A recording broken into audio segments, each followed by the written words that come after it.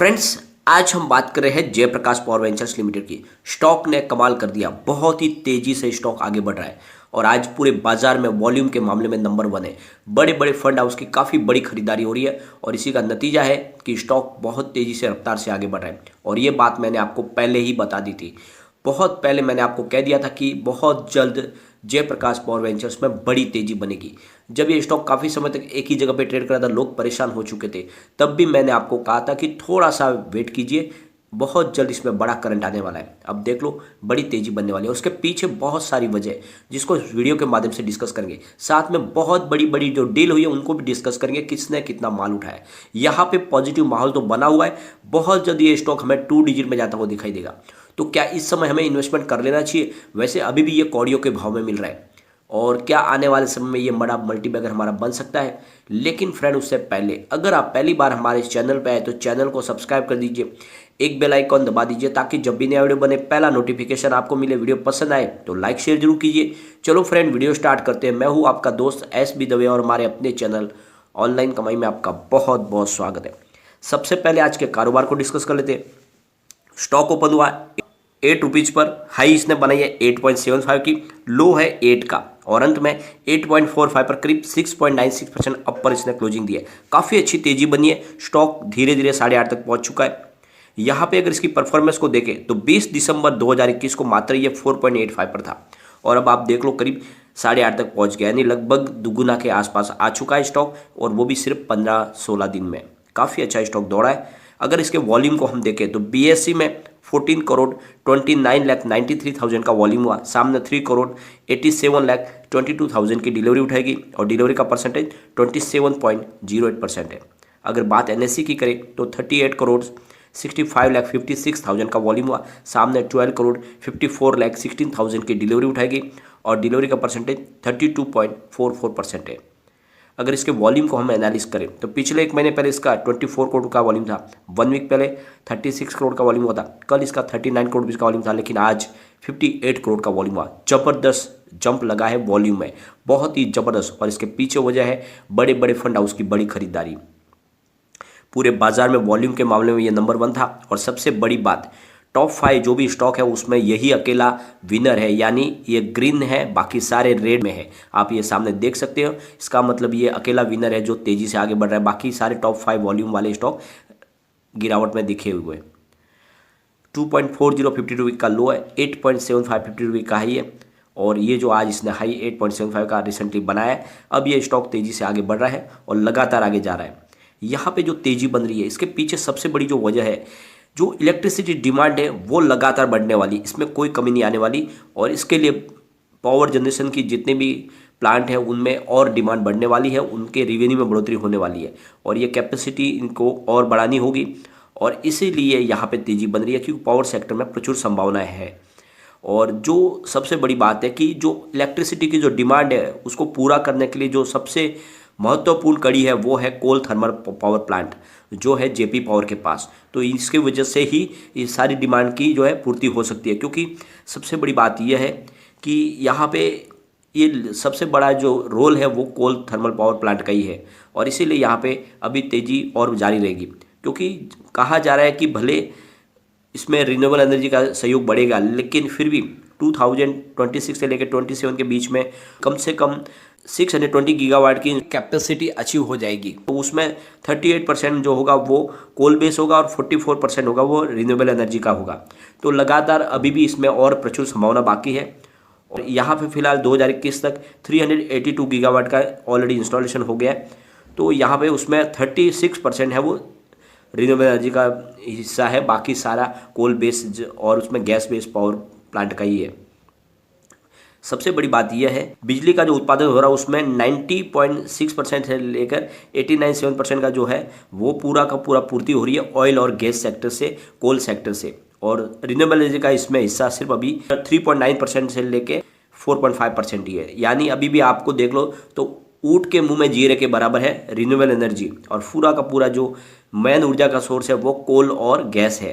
तो ऐसे में यहाँ पे प्रचुर संभावना बाकी है और आने वाले समय में और तेजी बनेगी। और इसका नतीजा है कि अब बड़े फंड हाउस में यहाँ पे खरीदारी शुरू कर दी है, क्योंकि ये बहुत ही कम प्राइस में स्टॉक मिल रहा है। और जिस तरह से कंपनी ने अपने आप को फिर से खड़ा करने की कोशिश शुरू कर दी है, इसका नतीजा है कि म्यूचुअल फंड का विश्वास लौटा है और एफआई की बड़ी खरीदारी शुरू हो गई है। अगर हम इसके बड़े डील की आज बात करें तो आप देख लो, करीब 9:16 पर 8.20 की प्राइस से करीब 34,63,000 शेयरों की एक बड़ी डील हुई और इस डील के माध्यम से माल खरीदा गया। इसकी वजह से इसकी प्राइस आगे बढ़ी और उसके बाद में फिर 9:42 पर 8.30 की प्राइस से करीब 27,03,000 शेयरों की खरीदारी हुई है। उसके बाद में 9:43 पर 8.40 की प्राइस से करीब 33,14,000 शेयरों की एक बड़ी और खरीदारी हुई है। उसके बाद में 9:44 पर 8.35 की प्राइस से 27,34,000 शेयरों की एक बड़ी डील हुई और ये भी खरीदारी हुई है। और उसके बाद में फिर 9:52 पर 8.30 की प्राइस से करीब 33,42,000 शेयरों की बड़ी डील हुई। उसके बाद में 10:20 पर करीब 8.40 की प्राइस से 26,36,000 शेयरों की बड़ी डील हुई और ये भी माल खरीदा गया है। उसके बाद में फिर 10:23 पर 8.50 की प्राइस से करीब 21,02,000 शेयरों की एक बड़ी डील हुई और इसके माध्यम से भी माल खरीदा गया है। फिर 10:24 पर करीब 8.50 की प्राइस से 37,19,000 शेयरों की एक बड़ी डील हुई है।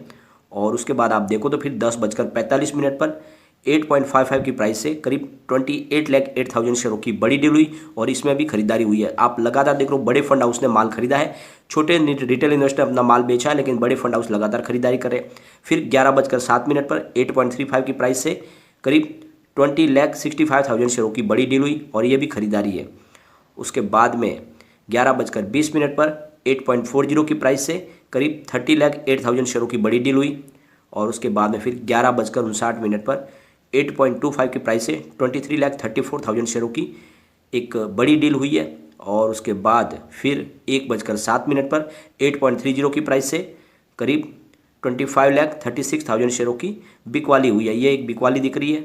उसके बाद में 2:41 पर 8.45 की प्राइस से करीब 31,64,000 शेयरों की बिकवाली हुई है। 3:05 पर 8.45 की प्राइस से 30,20,000 शेयरों की एक फिर से बड़ी डील हुई और इसमें माल खरीदा गया है। 3:17 पर 8.50 की प्राइस से करीब 22,36,000 शेयरों की बड़ी डील हुई और इस डील के माध्यम से भी माल खरीदा गया है। और उसके बाद फिर 3:24 पर 8.45 की प्राइस से करीब 37,51,000 शेयरों की बड़ी डील हुई और ये भी खरीदारी की गई है। तो आप देख लो, बड़े बड़े फंड हाउस ने काफ़ी बड़ी खरीदारी की है। यहाँ पे बड़ी डील के माध्यम से ज़्यादा करके सिर्फ माल खरीदा गया है। बिकवाली की डील मात्र 1-2 ही है और यहाँ पे जो ये क्वांटिटी में माल उठाया जा रहा है, ये एक इशारा है कि आने वाले समय में ये बड़ा मल्टीबैगर बनने वाला है और इसीलिए यहाँ पर एफआई और म्यूचुअल फंड और बड़े फंड हाउस का दाव लग रहा है। इसके रिटर्न को अगर हम देखें तो पिछले 5 साल के हिसाब से इसने 91.57% का पॉजिटिव रिटर्न दिया है। 3 ईयर के हिसाब से 287% का पॉजिटिव रिटर्न दिया है। 1 ईयर के हिसाब से 144% का पॉजिटिव रिटर्न दिया है। 3 मंथ के हिसाब से 87.06% का पॉजिटिव रिटर्न दिया है। 1 मंथ के हिसाब से 74.73% का पॉजिटिव रिटर्न है और 1 डे के हिसाब से 11.97% का पॉजिटिव रिटर्न है। तो लगातार स्टॉक बहुत ही अच्छी परफॉर्म कर रहा है। 89% बाय की कॉल है, 3% सेल की कॉल है, 8% होल्ड की कॉल है। तो यहाँ पे आप देख लो, कम्युनिटी सेंटीमेंट पूरी तरह से इस स्टॉक के साथ में 100 में से 97% लोग इसको लेना पसंद करें। अगर इसके पिवट लेवल को देखें तो यहाँ से अगर स्टॉक में गिरावट होती है, जैसा कि प्रॉब्लम जो है वो सबसे बड़ा ओमिक्रॉन का है। जिस तरह से लगातार बहुत सारे केस बढ़ रहे, हो सकता है कि लॉकडाउन लगे, जैसे कि मुंबई में संभावना बनने लगी है, तो फिर बाजार में गिरावट की संभावना भी बन सकती है। तो ऐसे में कुछ गिरावट की संभावना भी बनती है। तो ऐसे में जो पिवट लेवल है 7.13 पर फर्स्ट सपोर्ट मिल रहा है और स्टॉक नीचे गिरा तो फिर 6.37 तक जा सकता है। थर्ड सपोर्ट 5.88 का है। ऊपर की तरफ मूव करने पे जो टारगेट निकल के आ रहा है 8.38 का फर्स्ट टारगेट है, 8.87 का सेकंड टारगेट है और 9.63 का थर्ड टारगेट है। तो बिल्कुल 10 तक जाने को तैयार हो चुका है। जल्द ये 2 डिजिट में स्टॉक आ सकता है। लेकिन एक बात का ध्यान रखें, बाजार में सबसे बड़ा डर जो है वो ओमिक्रॉन का है और ये जो लगातार जो पेशेंट बढ़ रहे हैं, जो केस बढ़ रहे हैं, वो कुछ आगे हो सकता है हार्ड डिसीजन लिया जाए तो ऐसे में गिरावट की संभावना भी बनती है। तो फिर अच्छा खासा अगर प्रॉफिट मिला और आपका सिर्फ शॉर्ट टर्म और मिड टर्म का नजरिया तो प्रॉफिट बुक करने के बारे में भी सोचते रहे। हो सकता है फिर स्टॉक वापस नीचे आ जाए और आपको निचले लेवल से खरीदारी का मौका भी मिल सकता है। लेकिन जिसका लॉन्ग टर्म का नजरिया वो बने रहे, ये स्टॉक बहुत मजबूत है। आने वाले समय ये मल्टीबैगर बनेगा, आपके निवेश को कई गुना बढ़ा देगा, क्योंकि आने वाले 2030 तक कोल डिमांड पिक पे होगी। तो कोई चिंता की बात नहीं है। लेकिन फ्रेंड, कोई भी इन्वेस्टमेंट करने से पहले अपने फाइनेंस एडवाइजर से एडवाइस ले लें या अपना खुद का रिसर्च करें, क्योंकि मैंने वीडियो आपके एजुकेशनल पर्पज के लिए ही बनाया है। वीडियो पसंद आए तो लाइक शेयर जरूर कीजिए और चैनल को सब्सक्राइब कर दीजिए। Thank you friend.